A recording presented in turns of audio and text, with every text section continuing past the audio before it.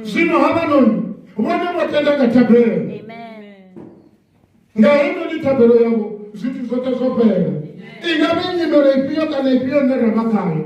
Ungabona zipio zinabato zitiboro kusakarasu kukasu.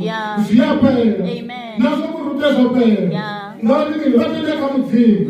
Nani nyimelo imwe na imwe inera maka. Ungaba mungu hasi moto wale bane zitu zama mpishana. Zitu rali wahana wahasietea. Haba bote baso abasumi. Haba bote baso zitaso. Rito rabela nyimelo ya sanduka. Awone nyimelo isa sanduki. Muzimu baya ripira. Rikono wana muso wa muzimu. Ni mutu ana butu. Amen. Rikono wana muso wa muzimu.